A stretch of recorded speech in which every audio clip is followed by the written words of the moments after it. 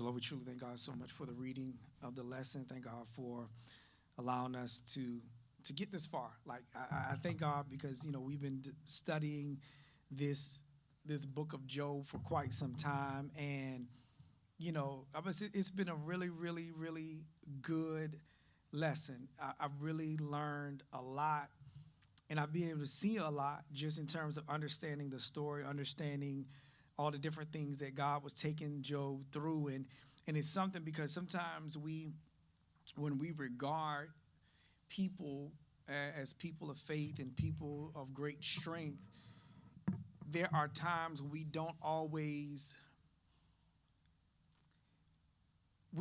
give them the grace that there are times when they may have moments of weakness as well. And so just in review, we've gone through and reading the first two chapters where the stage basically is set, where we see there was a discussion that took place, among God and these heavenly hosts, and there was a conversation between God and Satan, and God granted, and it's important to keep that in mind, God granted Satan permission to do certain things to Job. And we see that when Job lost his children and his livestock and all these things, one of his responses, it was so spiritual, where he began to worship God. And he's like, naked came I out of my mother's womb, and naked shall I return. And then we read where another conversation takes place, and God gives Satan permission to touch his body, but let him know that he could not take his life. And so all these different things that Job is going through, and we're seeing how he is responding to this grief.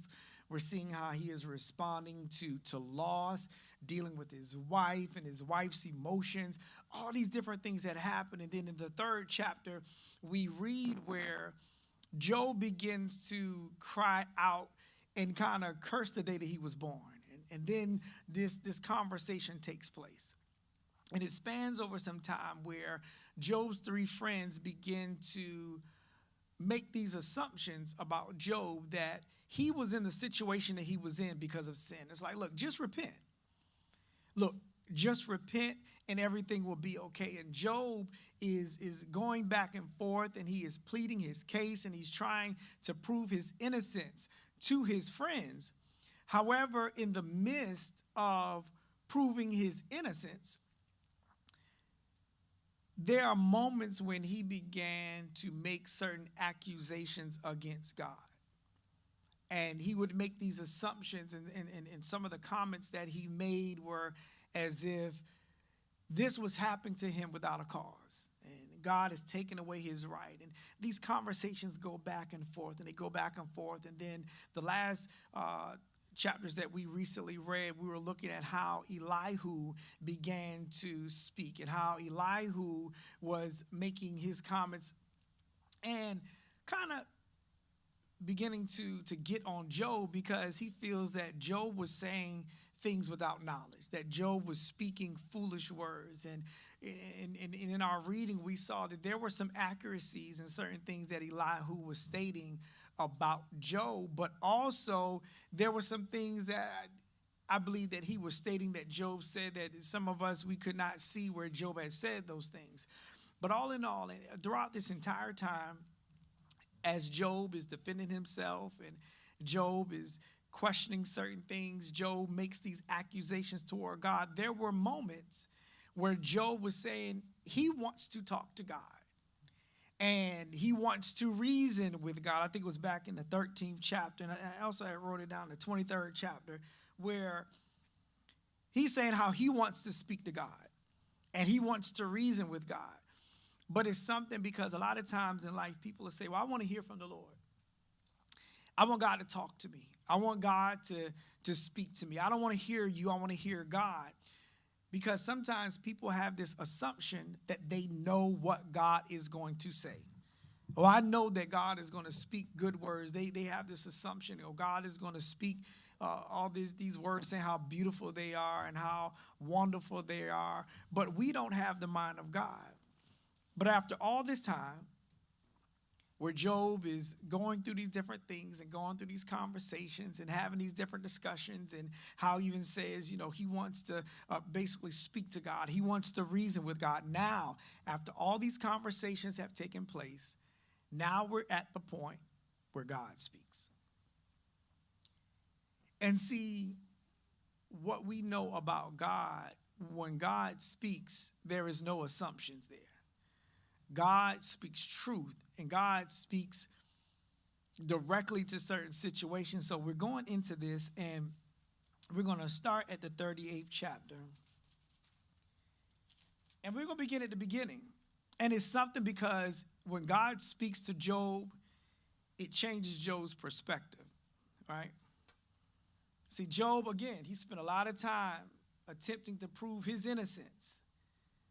But then he was a little foolish at times as well, and he spoke things where he began to make certain accusations. But see, now God is about to speak. We're going to start at the first verse.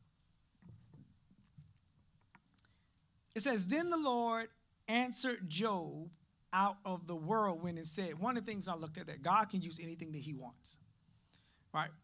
God can speak through, we read with Balaam and Balak, how God can speak through an ass, how God can speak and use anything that he wants to talk.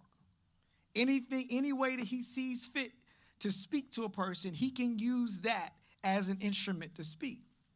So the scripture saying how, "Then the Lord answered Job out of the whirlwind." I want to read this second verse. And I actually have a question on this second verse. It says, "Who is this that darkeneth counsel by words without knowledge?"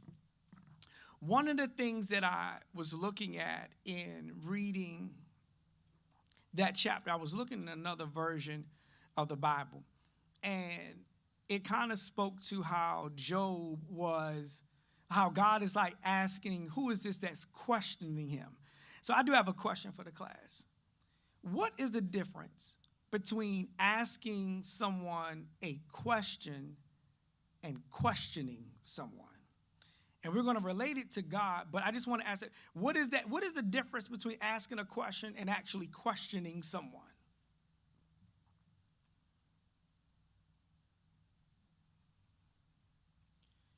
What is, because God, he's speaking to him, and I can read it to you from the, I believe it's from the New Living Translation.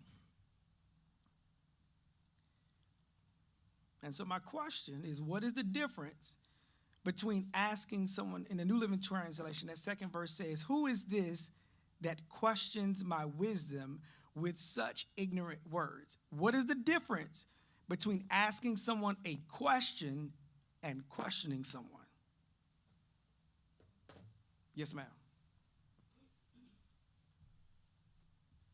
Me asking a question is,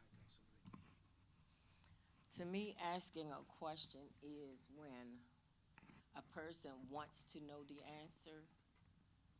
Okay. Or desire to know, to have understanding of something. Okay. What was the other? No, what's the difference between questioning, so asking a question to someone, and questioning, asking a question and questioning someone? What is the difference? Okay, so when you're questioning, Hold the mic up. when you're questioning someone, you're questioning their authority. You're questioning what they said. You're questioning what has already been said. You're questioning truth. Okay. All right, explain that a little bit more when you say questioning truth. And I don't want you to, as I'm asking the question to the class, not just thinking about in terms of God, but what is the difference between asking someone a question and questioning someone? And then we're going to bring it back to Job and God, but what is that difference? Because a person can say, go ahead, I'm sorry, go ahead.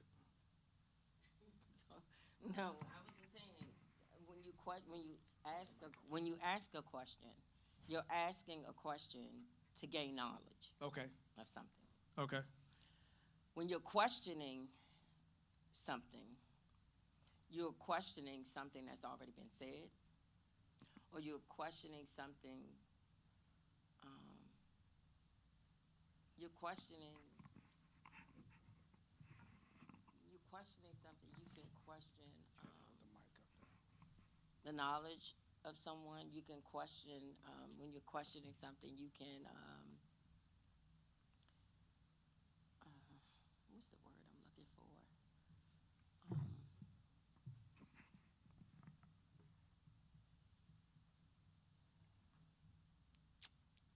Um, We can come back to you if you want.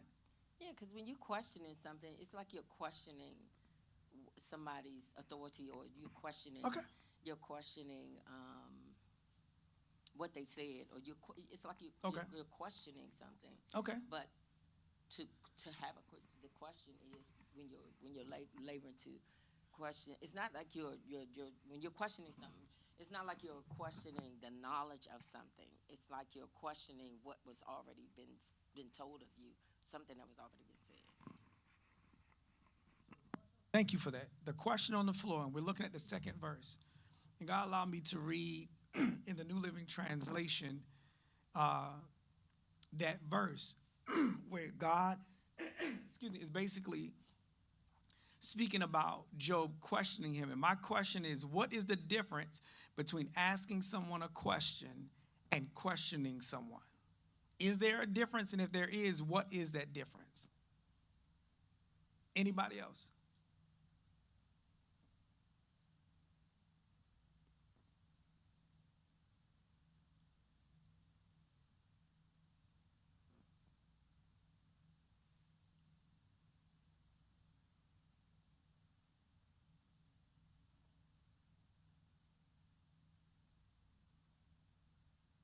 All right, so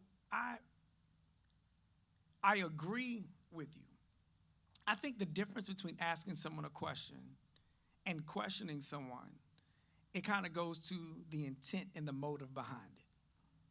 Let's say, for an example, all of us were like, we're about to go to the National Harbor, and we say, Deacon Robinson, we want you to lead the way.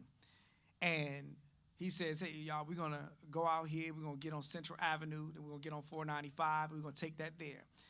Now, let's say I say, well, okay, which way did you say we're going? Now, I'm asking a question. To me, asking a question and questioning somebody is a difference. Sometimes you're asking for clarity. Sometimes you can ask a question just for clarity. Okay, can you explain to me what you meant when you said we're going to go here? Now, questioning someone, it's showing a lack of trust in the decision that they made. I'm doubting that they're telling me the right thing to do. To me, it's in agreement to what you were saying. To me, those are some of the differences between anybody else. What do you feel is the difference between asking someone a question and questioning someone? Deacon Robinson, you got any thoughts on that? The difference between asking a question and questioning someone? I agree with what was said. I think, yeah, when you're asking, I think it's of like genuine concern. Like you said, to gain knowledge is of genuine concern, but maybe, when you questioning someone is more so like the challenge, maybe. So, yeah, I agree with what was said. Because sometimes, it's like a person can say, well, hey, why did you do this? Because you just want clarity. You want understanding of why they did it versus why would you do that? Why would you make that decision? You see the difference? I can say, well, hey, because I just want clarity on that. And I think it's about motive.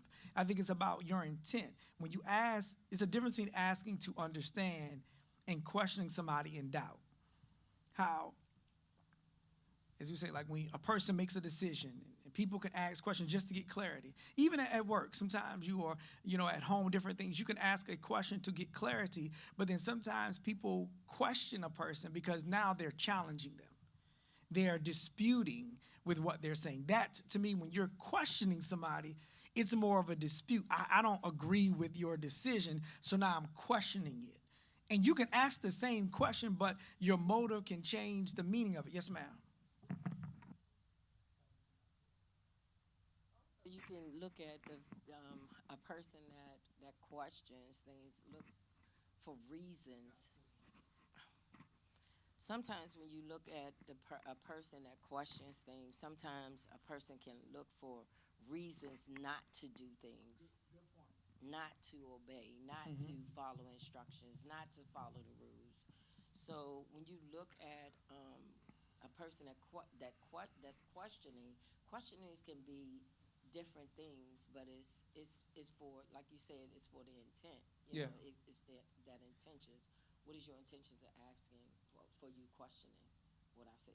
You know, that And you bring up a good point. Sometimes people are looking for reasons to not do things. Sometimes when some people question people with the intent to find fault. The reason why I'm questioning you is because I want to find fault in what you're doing. Now, we look at that as it relates to people. Now, let's look at that as it relates to God. Because you can ask God for clarity. You can ask God for understanding. You can ask God, Lord, which way should I go? Or, Lord, I want to understand why you are allowing. Okay, Lord, why is it that you want me to go this way? Because you want clarity. See, God knows the intents of our heart. He knows the reason why. But sometimes people question God because there is a lack of trust in the decision that he's made or in the direction that he's told you to go in. So to me, when you look at Job, it wasn't just, okay, Lord, why are you allowing this to happen? He began to question God's decisions. He began to question certain things. And now we see where Job spent a lot of time asking questions. Now God is going to start asking questions, right? Any more comments on that, just in the difference between questioning and asking questions? And I think it's important to look at that because sometimes we approach God a certain way where we question God. It's like, and we do it because sometimes we don't always buy into his decisions. We don't always buy into what he has said, that this is what you're going to do, or I want you to go this way. Why do I got to go this way, God?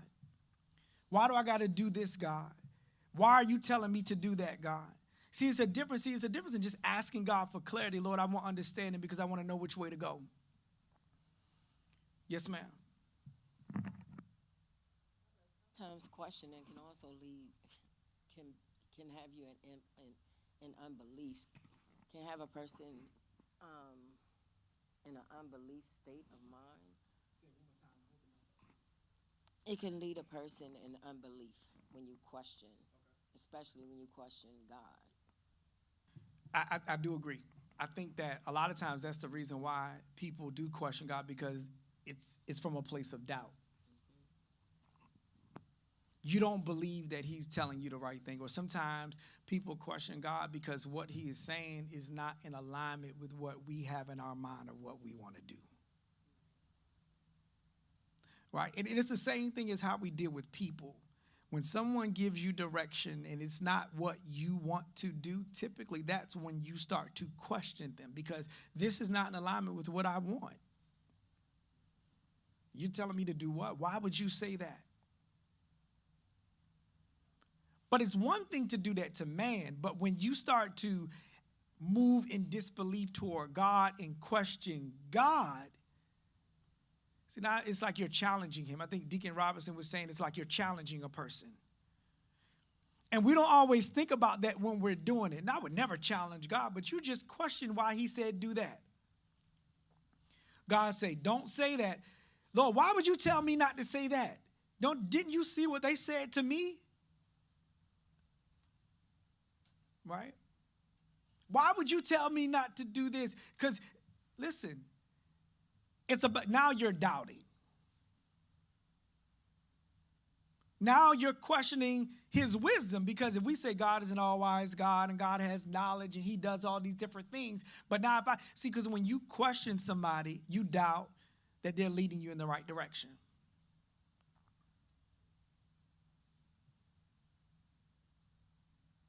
Sometimes people question things to try to pick it apart.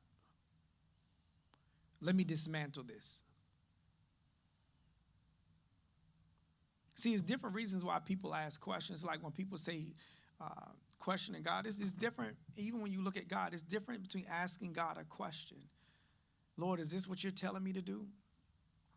Lord, are you telling me to do this versus, Lord, Why would you tell me to do that? Why would you tell me to go that way? Why would you tell me to go this way? And see, there's a difference. But see, Job, to me, in the midst of him trying to prove his innocence, I believe he started to question God.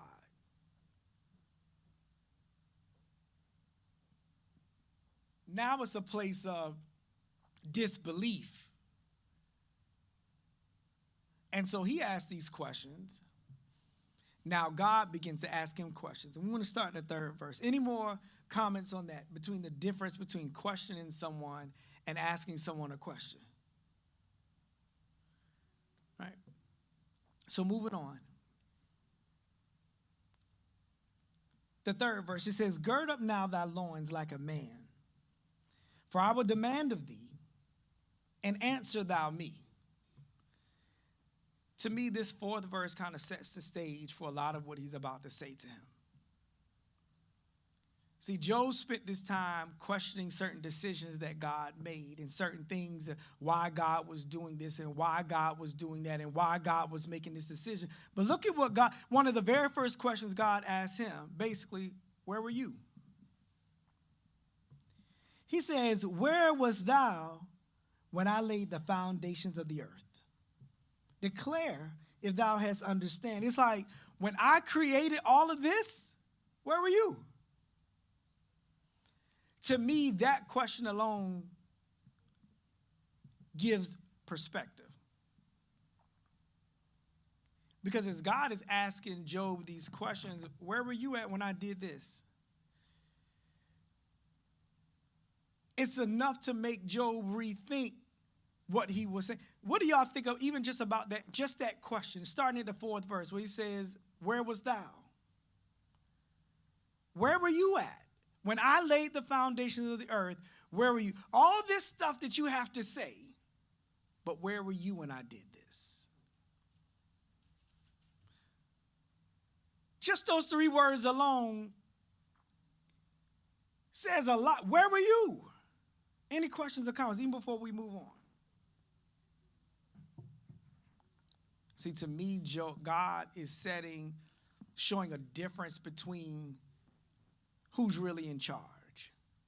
He's demonstrating his greatness. Like, you wasn't here when I did this. So you don't have the right. To me, it's like he's showing, what right do you have to ask me anything? He says, where wast thou when I laid the foundations of the earth? Declare if thou hast understanding. Who have laid the measures thereof, if thou knowest? And who have stretched the line upon it? Whereupon are the foundations thereof fastened? And who laid the cornerstone of it? He's asking these questions. Do you know these answers to this? Yes, ma'am. I see you wanted to say something. Go ahead. Go ahead.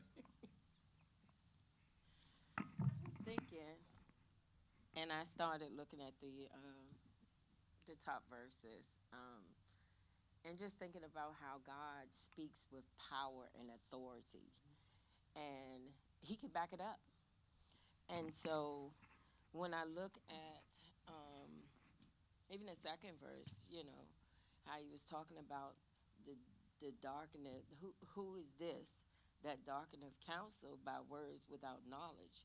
It's like you don't understand, like you have no knowledge of who I am. So to with the questions that he's asking him, it's like Job really couldn't answer those questions because he didn't know the answers to those questions that God spoke to him. Right. And so, it lets you see that God is God is a powerful God. He is he is an all-knowing God. And just thinking about how, his authority, his thoughts, his ways, everything is above our ways. It's like it says in Isaiah the 55th chapter, our thoughts, his thoughts are not our thoughts, and his thoughts are not our thoughts. And our ways are not his ways. And he tells us this in his word. that, we're not on God's level at any time. God is always above us. His thoughts are way above us. His knowledge is way above us. His understanding is way above ours. We're nowhere near on the level of God. We're not equal to God. We don't have the power of God. We don't have the authority of God. God is God, and that's who He is. So for God to ask those questions, like questions that Job couldn't even answer, that we can't even answer. He's like, because we weren't there in the beginning when He created the earth. He's the creator. He's the creator of all things. And for Him, and for Him to ask him, He asking him questions like, where were you? Where were you when I did these things? You were nowhere in sight. He didn't consult with Job. He didn't consult with us. And it's like, even when, sometimes even in our, it had me, even in this lesson, it had me thinking, it's like, sometimes we're like, why God, why this happening? But then it's like, no, that will be done. So it's like, not my will, but thy will be done. So it's nothing that we have. God lets us know that He's the one that's in control of everything, of everything. He has control of our purpose. He has control. Everything is in His will. And He does what He wants to do. He don't have to answer to nobody. Nobody. Because He's God. He is who He is. Bring up a good point, just as it relates to, because I think it's important for us to look at ourselves, because when we start to approach God a certain way, and we start to, Lord, we start to give Him our gripes and different things. If He asks us, well, where were you when I did this? Where were you when I created this? Where were you when I did it? And it brings perspective, because it's like, imagine you in a house, right? And your children start to question, why are you doing this, Mom, Dad? Why are you doing this? And then you pull out all the bills, like, how many of these do you pay? How much of this do you, all these different things, and it brings perspective. We'll say that to our children to give them perspective, like, hold up, you don't run this. God can say the same, like, where were you? Because Job, to me, over this time, and I get it, in the midst of what he was going through, in the midst of what he was experiencing, bear in mind, his flesh was hurting. He was going through a lot of things. He was going through his moments of grief. He was going through his moments of sadness. He was going through his moments of loss. All these, and then on top of that, his friends are accusing him, and they're saying all these different things. And he had a lot of questions. God, why? Why are you letting this happen to me? God is doing this without a cause. And so God is like, whoa, hold up. Where were you? Yes, sir. Saw your hand in the back. Yeah, to your point, I was listening. I agree. I think Job had let his, because, before this happened, it was, all sweet, just like us. We all riding on our high horse, but something happened. And this is the Job, he let the circumstances of his life, things that happen, I think, cloud his judgment with God, instead of falling back on, I guess. Can you expound on that a little bit more, where he let the circumstances? So I was looking back, and I went to the 16th chapter of Job. And starting at the 7th verse, it says, "But now he have made me weary, thou hast made desolate all my company. And thou hast filled me with wrinkles, which is a witness against me, and my leanness rising up in me beareth witness to my face. He teareth me in his wrath, who hateth me. He gasheth upon me with his teeth. My enemy sharpeneth his eyes upon me. They have gaped upon me with their mouth, and they have smitten me upon the cheek. Reproachfully they have gathered themselves together against me." 11th verse, "God have delivered me to the ungodly and turned me over into the hands of the wicked. I was at ease, but he have broken me asunder. He have also taken me by my neck and shaken me to pieces and set me up for his mark.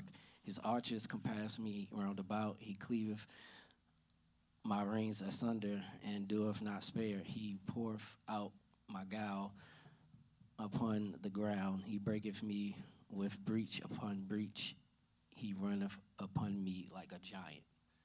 So just, reading that. So, instead of him, in my opinion, falling back on, who God is, God truths,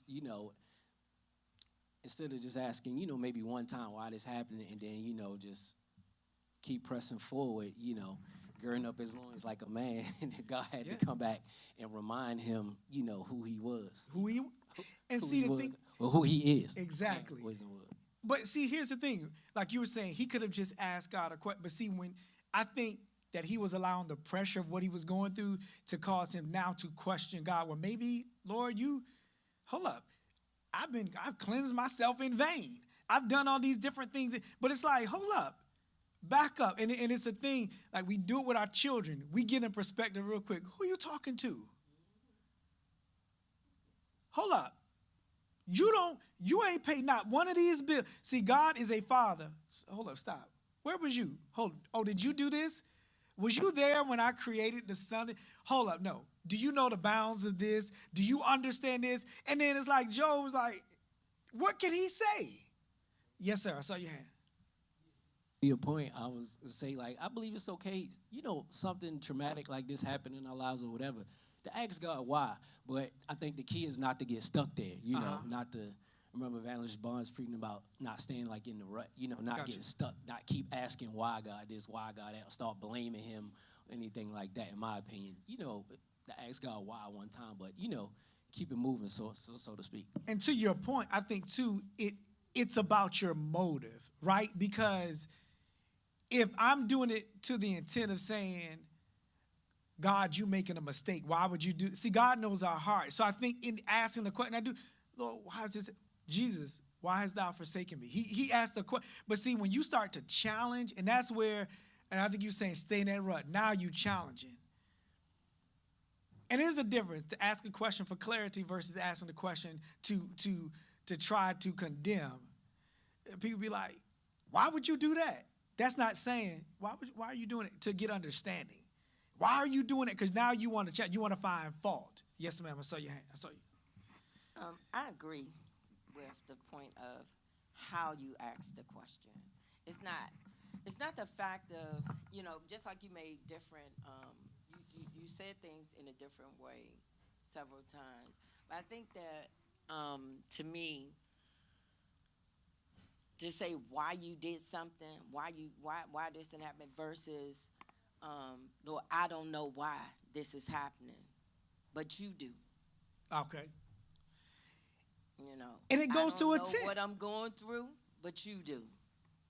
Have mercy. It's a difference. I think that it's a difference versus saying, why this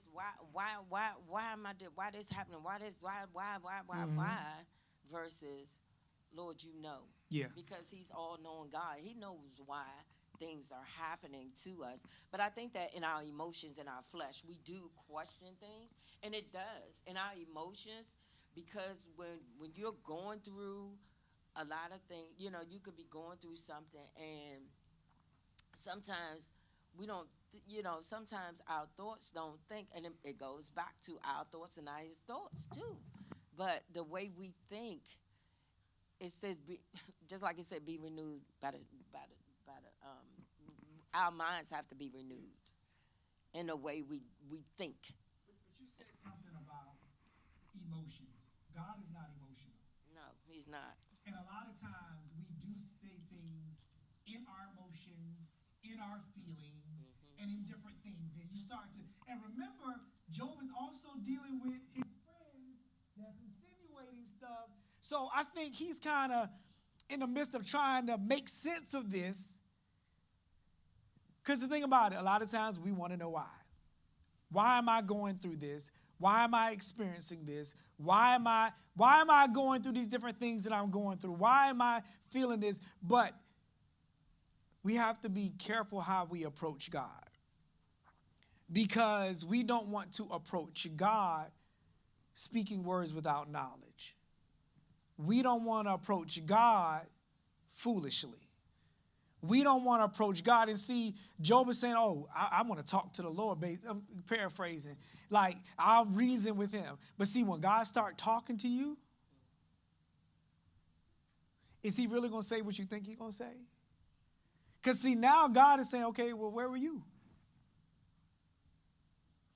What if we start thinking about that question, and when we start feeling away, why is God letting this happen?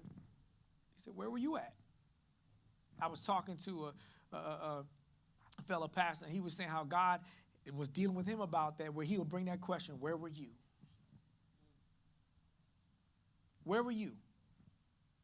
When I did this, when I laid the foundation, where were you? Since you got so much knowledge, since you want to give so much insight on how things should be, where were you at? Think about that. Since you know so much, since you want to give so much insight on how things should go, how things should work, where were you at? How would you feel if you raised money and you got the materials and you built this huge house and then your family coming? Why would you do the walls this color? Like, hold up, you wasn't there when I did all this? And the thing is, God is saying, where were you at? If you're that knowledgeable, okay, well then, since you got understanding, let's have a conversation. He asked, let's start the 6th verse. Whereupon are the foundations thereof fastened? And who laid the cornerstone thereof? You know? He says, when the morning stars sang together and all the sons of God shouted for joy. Or who shut up the sea with doors when it brake forth, as if it had issued out of the womb? When I made the cloud the garment thereof, and thick darkness a swaddling band for it, and break up for it my decreed place, and set bars and doors, and said, hitherto shalt thou come, but no further, and here shall thy proud ways be stayed. Hast thou commanded the warning since? Let me say, did you do this? When I set all this in order, where were you at? Did you do any of this? To me, God is also giving perspective. Like, Job, you're not on my level. You have no place questioning me. You have no right to question me. Because if you wasn't here at the beginning doing this when I did it, stay in your place. Questions or comments or thoughts on that? Missionary Georgia, like you was about this.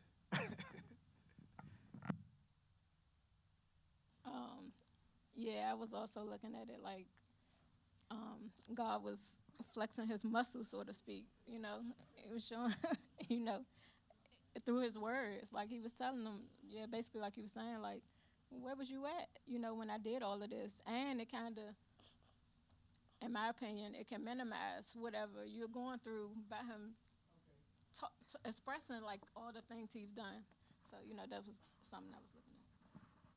That's part you were saying about minimizing it. Because when you look at the grand scheme of things, like, okay, now that's really perspective. Like, okay, that's like like a person complain about, dang, I don't know which pair of shoes to wear today. And then somebody walk up and say, I don't have no shoes at all. Right? It'll give you a certain perspective. But then, too, like you said about him flexing, he's like, you talk about a flex. Hold up. When I create all this stuff that you see now, you know, like you look at the waves, how God set it up where one wave can't overtake another. That's powerful. That's wisdom. It was like, where were you at? And so it should make us think, hold up, before I approach God foolishly, before I approach God without knowledge. See, again, it's a difference between asking a question and questioning someone. Hold on, am I asking this because I really want clarity, or am I doubting what God is doing, so I'm going to question him? Yes, ma'am. I saw your hand.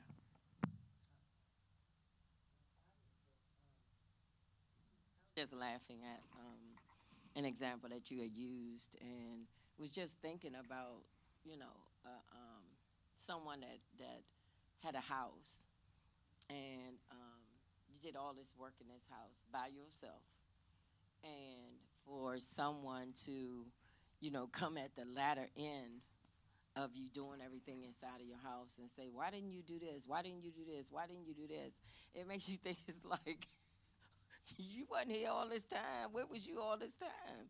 You know, so I agree and with the with everything that's being said, but I just was laughing in reference to the example that you had used in reference to the man with the house. And let's move on. Let's read on. Let's start. Look at the 18th verse. It says, "Hast thou perceived the breadth of the earth? Declare if thou knowest it at all." And see, God is asking questions he knows that Job does not know the answer to.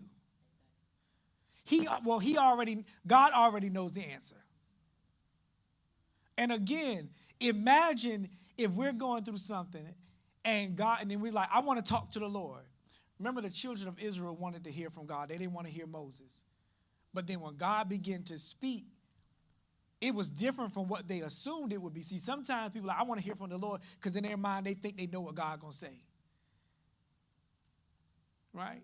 But he's asking these questions. Look, it says, where is the way where light dwelleth? And as for darkness, where is the place thereof? That thou shouldest take it to the bound thereof, and that thou shouldest know the paths to the house thereof. Knowest thou it? Because thou was then born? Like, do you know that? Were you born at that time? Or because the number of thy days is great? Hast thou entered into the treasures of the snow? Or hast thou seen the treasures of the hail, which I have reserved against the time of trouble, against the day of battle and war? By what way is the light parted? Which scattereth the east wind upon the earth? Who hath divided a water course for the overflowing of waters, or a way for the lightning or thunder? Listen, all these different things he's asking him, it is given perspective. See, Job had a lot of questions. Now God is asking the questions. And to the point, Deacon Robinson, you were making about how sometimes when we're going through certain things, I think it's important. I think, Lady Montgomery, you said something about emotions, about being our emotions. We got to be very careful not to let our emotions get the best of us, because when our emotions get the best of us, we start saying things that are foolish. We start saying, you get angry with somebody and watch how your marks start going. Then you be like, dang, why did I say that? And sometimes in the midst of grief and in anguish, people start saying things to God. God would never do this. How do you know? Stuff that we don't even know the answer to, but we just say so much. And see, again, Job was trying to defend himself, but then I think it kind of got the best of him in certain moments, because now, like when you step across that line and you're questioning God's decisions, or you're questioning God's justice, because we're even going to get to the point where God is going to be like, basically, you trying to make it seem like he's unjust to make yourself look righteous. Questions or comments, thoughts so far? And I know we're moving kind of quickly through some of the verses because we do have a lot to get through. Any questions or comments?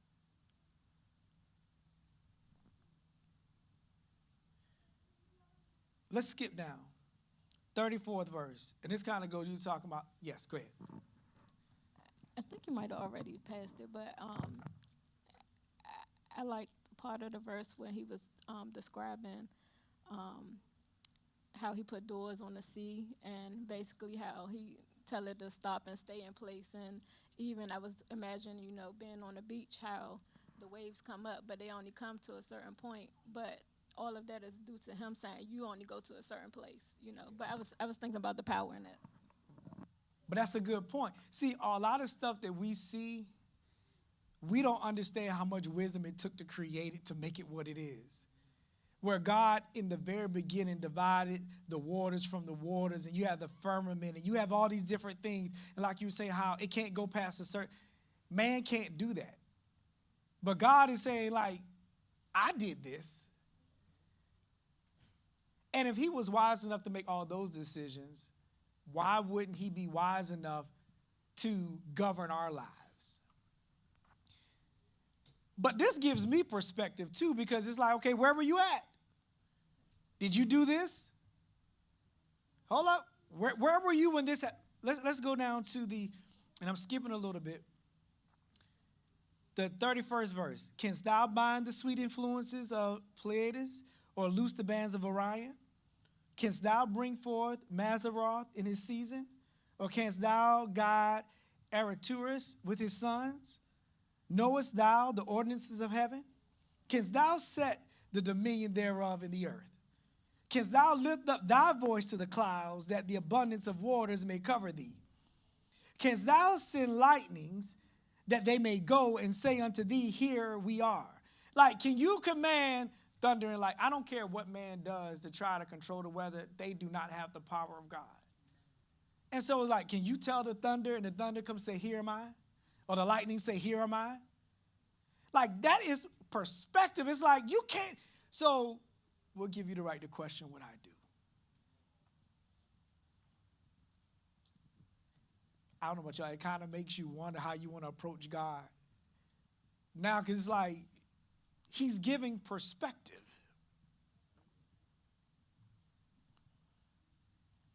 37th verse. Who can number the clouds in wisdom? Or who can stay the bottles of heaven? When the dust groweth into hardness and the clods cleave fast together, wilt thou hunt the prey for the lion? Or fill the appetite of the young lions? When they couch in their dens and abide in the covert to lie in wait, who provideth for the raven his food? This is like God is putting it like you all this stuff. Hold up, you focusing on this? Look, I'm feeding the lions. I'm doing like, but where were you? Can you do that? Can you do that? I thought you. Can you do these things? But see, here you have Job, because he was going through, and a lot of things that we've experienced is not even close to a lot of stuff that he's gone through at that one time. But some of us have the audacity. Lord, why? Why are you letting it? You don't see, Lord? You don't see that these people talk about me, God? You don't see this stuff going on? Why would you bring me this far? And then what if he says us, where were you at? Okay. Where were you? You want to challenge my decision making? Let's see who has power. Where were you at? Any questions or comments in the 38th chapter? Because he's going to continue on with these questioning, bringing his things to his knowledge. The first verse of 39. Knowest thou the time when the wild goats of the rock bring forth? Or canst thou mark when the hinds do calve? Canst thou number the months that they fulfill? Or knowest thou the time when they bring forth? They bow themselves. They bring forth their young ones. They cast out their sorrows. Their young ones are in good liking. They grow up with corn. They go forth and return not unto them. Who hath sent out the wild asses free? Or who hath loosed the bands of the wild ass? Whose house I have made in the wilderness, in the barren land his dwellings. He scorneth the multitude of the city, neither regardeth the cry of the driver. The range of the mountains is his pasture, and he searcheth after every green thing. And again, like, who did this?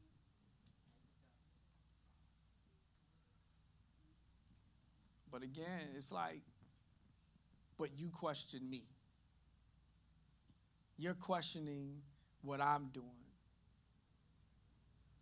See, I think it was one thing. I do think that there was a thin line. I think that he was, I think Deacon Robinson, you was talking about asking 8 questions. I think he crossed the line when he moved from his defense against his friends to now he's questioning God's justice.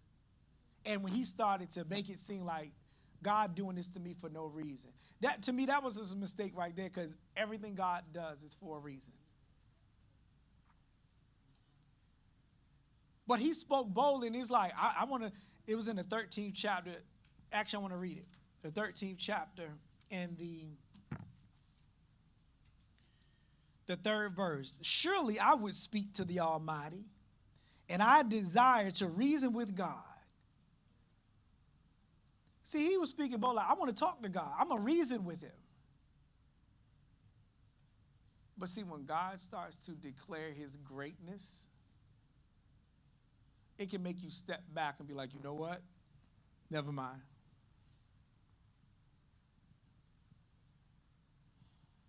But something, you know how he had all this to say. And then too, I think he felt, oh, when I talk to God, I'm going to say this and I'm going to reason with him. But then when God started to speak, we're going to read further. He had nothing to say. Let's read on. Any questions or comments or thoughts on this? Like, does this kind of change your perspective on how you respond to what God does? Just in reading this thus far, we're just in the beginning of the 39th chapter, does this change how you think about, I don't even know how to, sometimes like, what do I ask God? Like, does it change your perspective on how you approach God?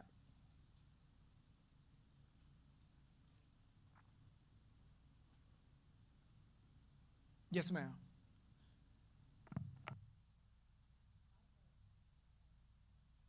I'll say that what it should do and what we actually do are two different things. Should it? Very much so. It should teach us not to question God because his knowledge and his power and the way he do things are infinitely above what we can even imagine.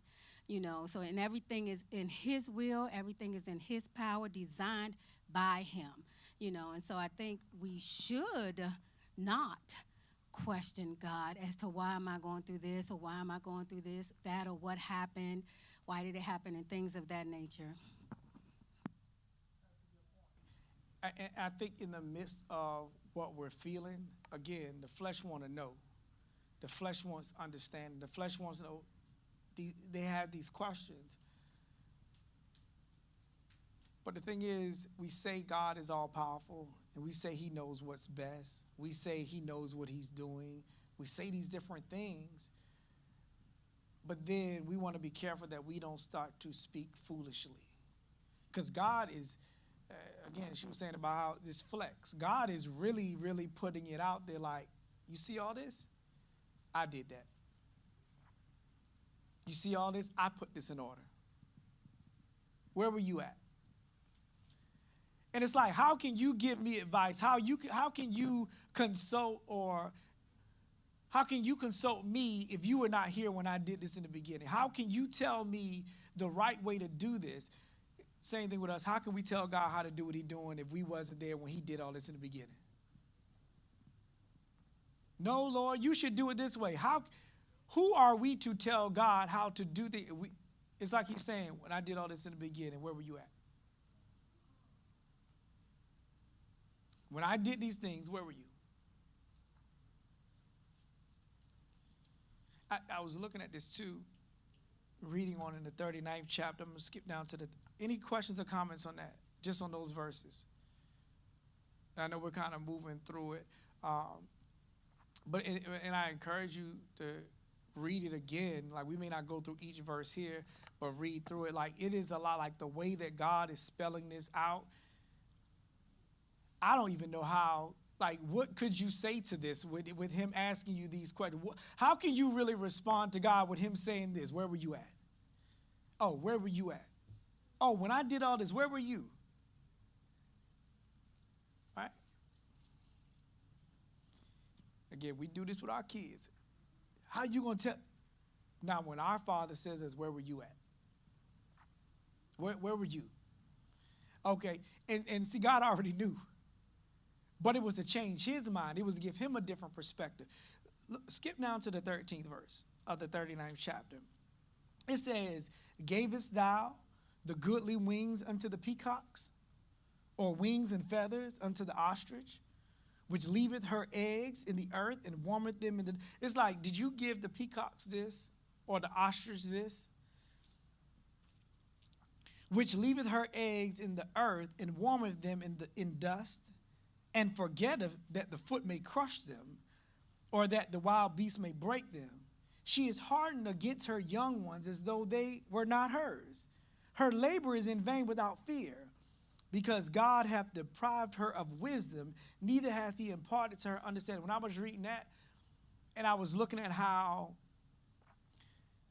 this bird is deprived of wisdom and understanding, and how it is a blessing that God gives us wisdom, knowledge, and understanding. Because somehow this bird plants her eggs or bears her eggs in the dust, not thinking that somebody can step on it, that these different things can happen. It's like she's not even concerned about her young ones because she's deprived of understanding. See, God is so powerful, you won't have any understanding if he don't give it to you. All the wisdom that sometimes we as people boast about that we have, if God deprived us of, we wouldn't even have that. We don't even give ourselves wisdom. And that's like a flex. Like, hold up. The wisdom you got, I gave it to you, so how are you going to tell me that, how are you going to question my decisions? How are you going to approach me as though I'm doing something wrong? How are you going to contend with me? And it's something, because sometimes in the midst of going through things, we can start to like, why is this happening? This shouldn't be this way, or this shouldn't be this way. God said in his word he wouldn't do this. God is all knowledgeable. He knows what he's doing. And like for me, it's definitely, it's giving perspective of how I approach God. All right, don't question him. If you want clarity, there's nothing wrong with asking a question to get clarity. Okay, God, I want to make sure I understand what you're telling me. But when you start questioning his decisions, and again, Job was going through a lot. His body hurting. Remember, he's grieving his family. His body is hurting. But there's nothing that we go through that should make us approach God. We shouldn't approach. We should labor hard not to approach God foolishly with the things that we're experiencing. Thoughts, questions, or comments on that so far? And I know we're kind of going through some of the verses because we had 4 chapters. We're going through some of the verses kind of quickly. Any thoughts on that? Man, this is heavy what God is saying there. But he wanted to talk to God. Now God is saying, okay, gird up your loins like a man. Answer me. You had some questions for me. Now I got some questions for you. Answer me. What if God did that to us? What if he would have said, okay, you keep asking me all this. Okay, where were you? Right?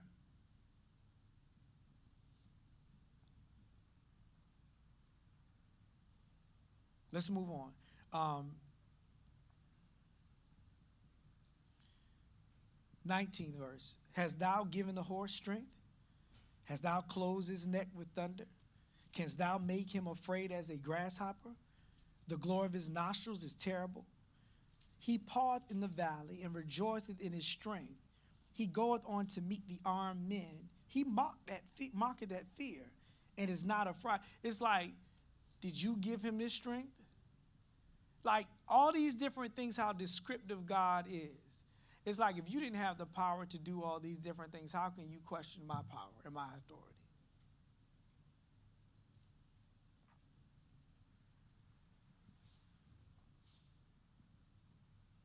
I'm gonna skip down a little bit more.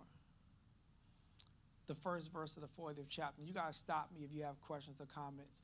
Again, I encourage you to read through it just to kind of see how God is talking to him. Like God is talking. God is talking. And in the first verse of the 40th chapter. Moreover, the Lord answered Job and said, shall he that contendeth with the Almighty instruct him? He that reproveth God, let him answer. And it's something.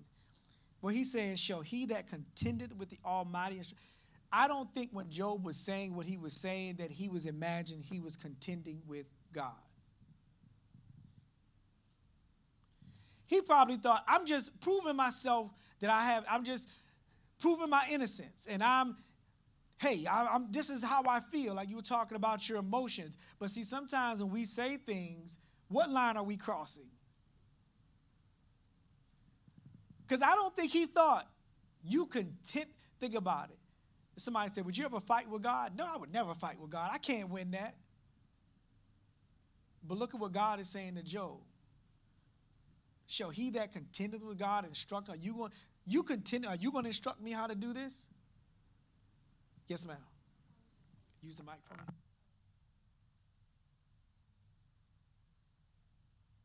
I was just thinking about in this moment how Job is pretty much feeling like how small he is compared to God and everything that he's done and everything that he's showing him that he can do. And that kind of goes with something Missionary George was saying in terms of that perspective that he gives you. And I think God is intended to do that. I think God wants him to feel probably just like how he felt. Can you imagine you big and bad enough to say all this stuff to God, and then God speaks to you and now you feel this big? It's like, man. But in the moment, I don't think Job thought that he was doing this. He probably didn't think he was doing nothing wrong. I'm speaking how I feel. This is how I feel. I have a right to feel, and we do have a right to feel. But we got to be careful how we approach God, because when you start to speak things toward him, see, because God does not need anybody to speak for him. He can speak for himself. But what is he going to say when he starts talking to us? To me, that's a scary thing. Like some people, I want to hear from the Lord. I don't know what he's going to say to me if he starts talking. I don't know what he's going to say. But a lot of people say that because, again, they assume they know how God sees them. I know I'm the apple of God's eye. If he talked to me, he's going to tell me how beautiful I am. But what if he says you ugly and you a sinner?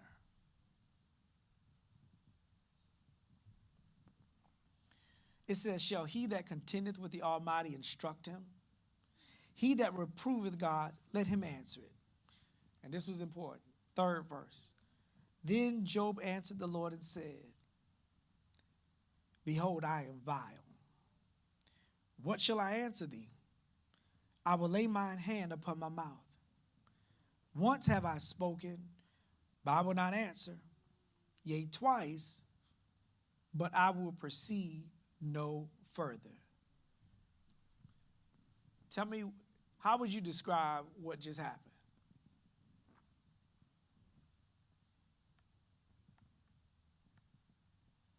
How would you describe what happened in those verses? The third through the fifth verse. How would you describe what just happened? Yes, ma'am. I got you. Either one.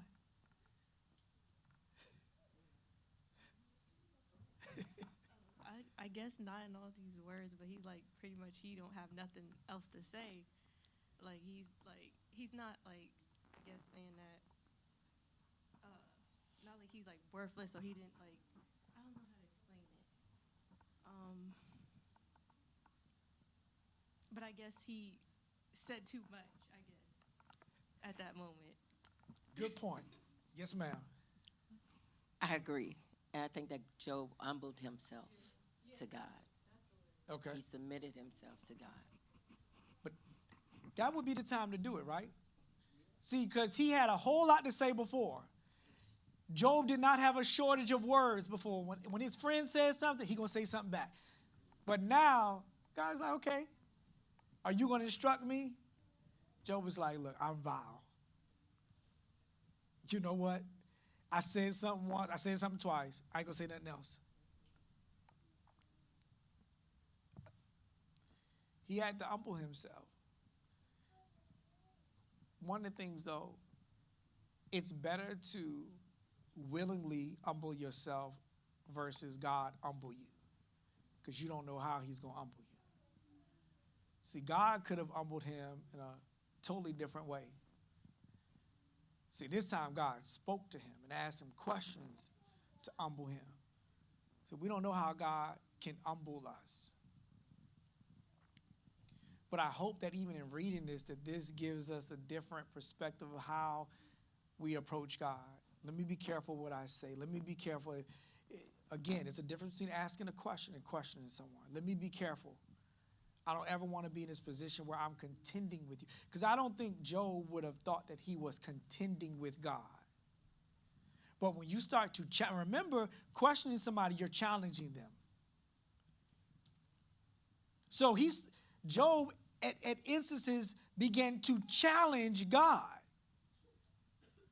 challenging his decisions, challenging why he's doing this. Lord, why?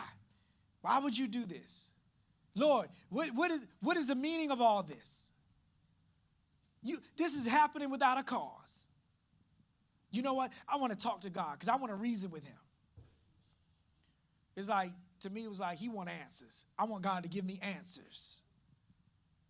See, God came with questions. Where were you at? Where were you? And just in looking at how Job responded, he definitely probably felt really, really small.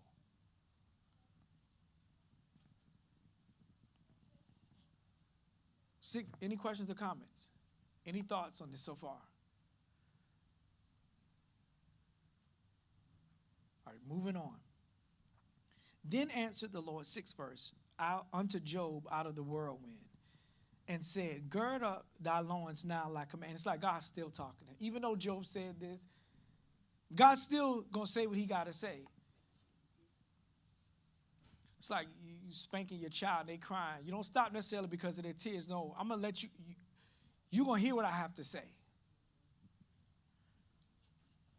Then answered the Lord unto Job out of the whirlwind and said, gird up thy loins now like a man. I will demand of thee, and declare thou unto me. Wilt thou also disannul my judgment? Wilt thou condemn me, that thou mayest be? It's like, are you going to condemn my judgment? It's like saying, are you going to condemn the decisions that I made?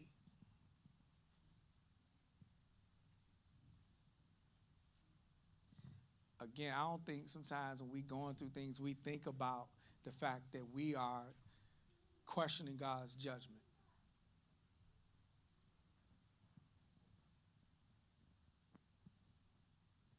Of course, we want to know why. Lord, why is this happening? Why would you do that for them, God? Even when Jesus spoke, God do what he will with his own. When Peter was asking Jesus, well, what about this one? What is that to thee? You go do what I told you to do. A lot of times we concern ourselves, Lord, why would you bless that one? Why would you give them that? I've been the one doing what's right, but you're going to give them that? You going to question my judgment? We'll tell our kids quickly, don't question me. Don't question me. But what is it about us that makes us feel that we have the right to question God? You got a question? Yes, ma'am. I just wanted to say that it makes us think that even though we don't understand, even if things might seem silly, to God, he has a reason why he does everything. There's nothing that he does just to be doing it. Right? There's always a reason. If he takes you through a trial and tribulation, there's a reason behind it. Sometimes, like, Lord, you want understanding, so you will learn whatever you got to learn, but it's always a reason. He's not just doing it just to do it. Right? But then he says, will thou condemn me, that thou mayest be righteous? And that was heavy right there. You going to condemn me so you could be righteous? It's heavy to think about that, a person approaching God that way, but sometimes people approach other people that way. You want to condemn somebody else to make yourself look more righteous, but proving somebody else to be a sinner does not make you more righteous. I don't care how much you prove that a person is guilty of sin, that does not make your barometer, your level of righteousness go up because you was able to prove that they was wrong. Some people feel that way. Well, if I can prove them wrong, that'll make it don't make you look better in the sight of God. That don't mean that you're more righteous because you proved that they were wrong. Right? There are times you see online, there's not a show people be, I want to expose this. That don't make you more righteous. But the fact that he wants to condemn God to make himself look more righteous God is the one that determines righteousness. What are y'all thoughts on that?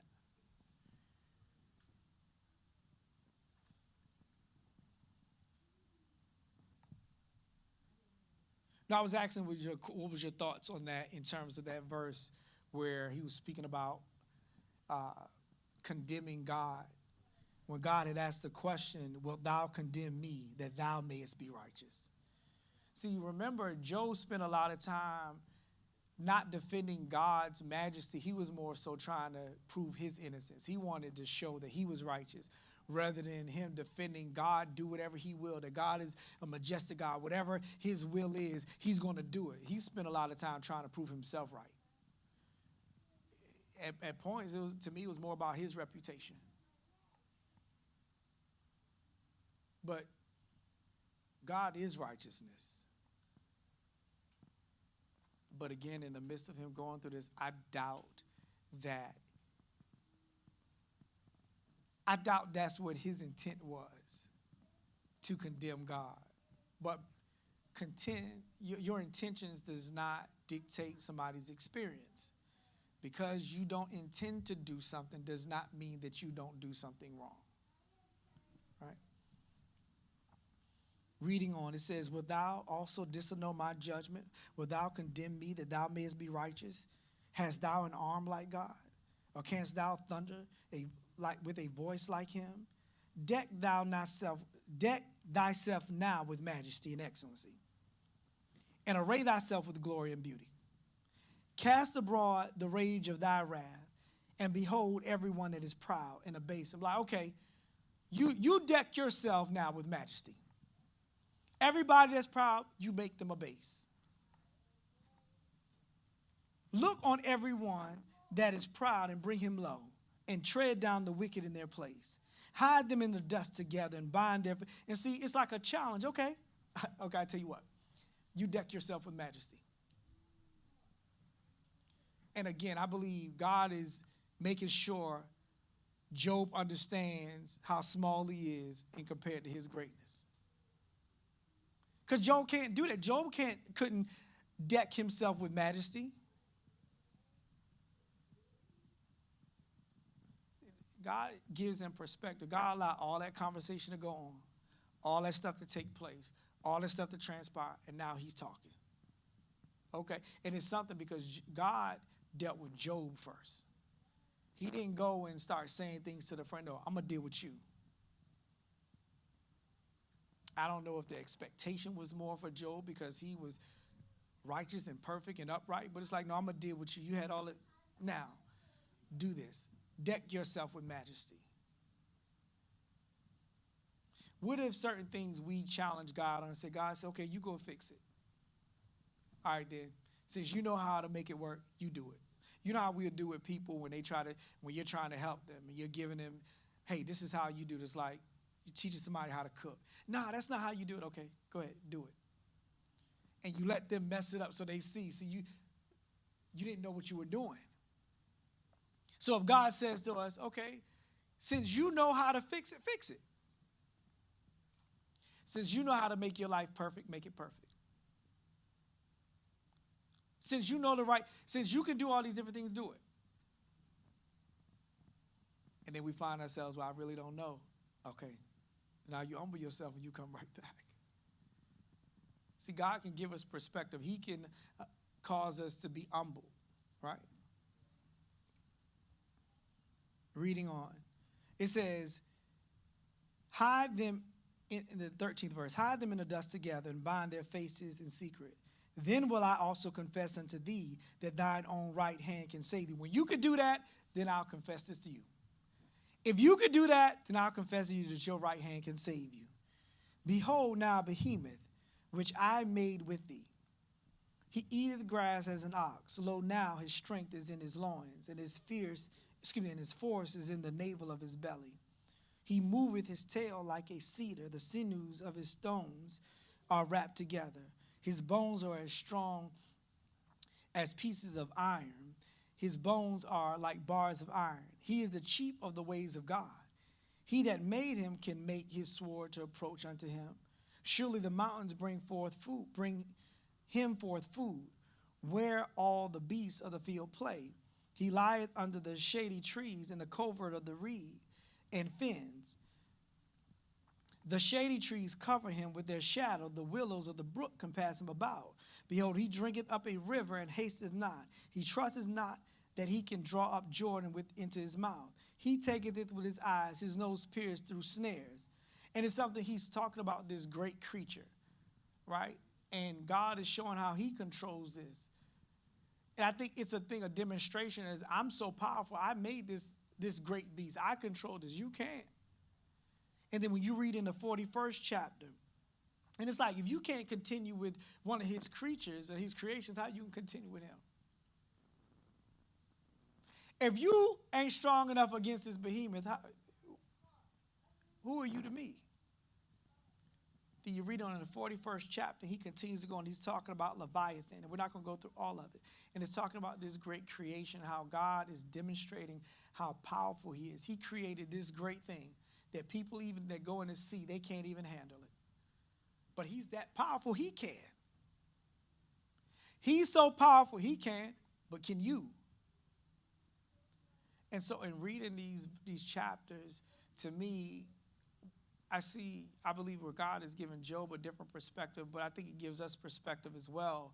And it makes us look at things because it's like, don't contend with God. And if you can't do this, then we're not on his level, right? That's above our pay grade.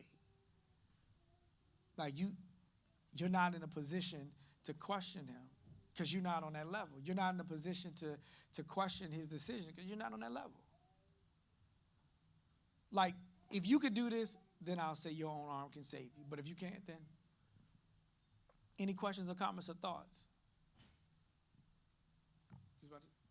I thought she was about to say something. Any questions or comments? I heard you want to say. So we thank God for the lesson. We thank God for everything that he allowed to transpire. And I hope that this gives us a different perspective. Like, as we've gone through this conference, we've gone through the studies of the book of Job, and we see everything that's been going back and forth and everything that's been transpiring. And we see where this conversation is taking place between these groups of people. And we also see where Job, and I do believe that there were moments where he shifted from just saying, woe is me, and trying to prove his innocence. I think he shifted to now he's making a complaint against God. And I don't think in that moment he felt he was contending with God or that he was challenging God. But God sees things differently than we see it. And we have to look at ourselves and our emotions and our feelings. What am I expressing to God? What am I saying to God?